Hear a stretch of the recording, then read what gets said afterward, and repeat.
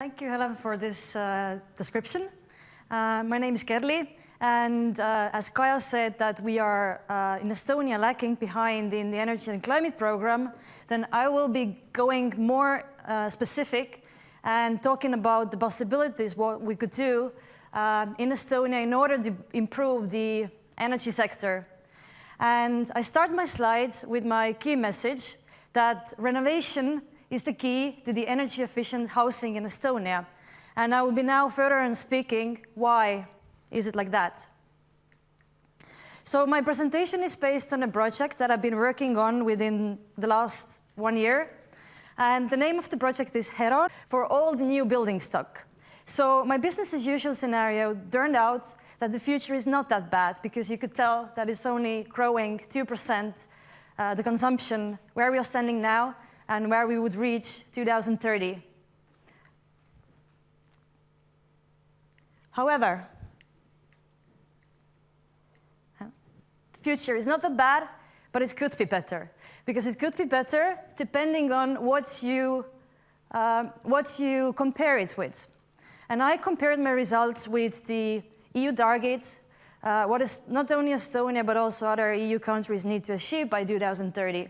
So according to this, we still miss a lot from our baseline in order to reach the targets. And for that reason, I also worked on two different energy efficiency scenarios. And probably many of you in the audience are very well known about the National Energy Development Plan up to 2030. So my work is actually based on the same assumptions what were worked on during this development plan scenario analysis. So the first scenario that I looked at is called the minimally intervening state energy efficiency scenario, which means that, as I described before, my business as usual scenario is already taking into account the fact that the new buildings to be built comply with already quite a high energy standards. So really the key to focus is the current housing stock where we could implement renovation parameters. And so my first scenario has less ambitious parameters than the one on my next slide.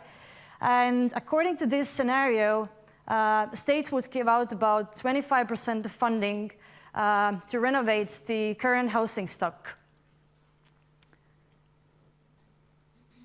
And according to that scenario, we would still actually miss 13% from the target.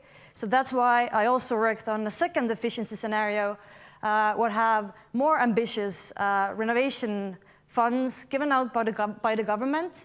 And instead of 25%, the government would be as friendly as give out 35%. And according to that scenario, it looks like we would even be 8% better from the target. But as I said before, it really depends what you compare it with. And as the last target is based on the scenario what was worked out in 2007, then at this time there were no minimum energy performance requirements what Estonia has to now comply with. So really the key is that the more you invest, the more you achieve. And if you fly to Tallinn, you probably flew over one of those districts where our main problem relies. So in Tallinn there are like Lasnamägi and Mustamägi, where a lot of panel buildings. And this is where also one of the key problems is that these houses there's loads of those houses what needs energy improvements. And I hope that we could get there soon. Thank you. Thank you, Kerli.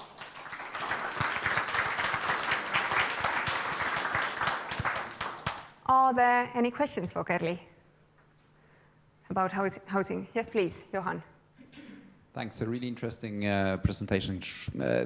Just a question, when you talk about these energy efficiency programs, and you also show this last picture, which of course is certainly in areas where there might be also economic challenges and so on. What kind of discussions do you have in terms of financing energy efficiency? Even though you may gain eventually because of lower energy consumption, but how do you finance these programs in Estonia? What's the idea behind that? Well, in Estonia, we actually have this beautiful foundation called CredEx, which is now working pretty well because all the apartment associations are applying more and more for this funding, what they give out. And the best ambitious scenario was based on the fact that, well, now they have like this scheme that the funding is really project-based. So it really depends about the building project. And depending on that, how much funding will be given out. But then there is the possibility actually, or potential, if according to this scenario, there are no other, let's say, sectors where the government would focus on, and they really would focus on the housing sector, then there would be this potential to fund more. Thank you. Any other questions for Kerli? Because I would like to ask, renovation, you mentioned renovation is the key to energy efficiency for the Estonian housing sector, but what other measures or policies could the state implement to increase the efficiency? Well, in parallel with the renovation funding, there is also demolition allowance, which would be given out. So there are a lot of houses which are could be demolished because they also actually increase the graph of energy consumption in a way.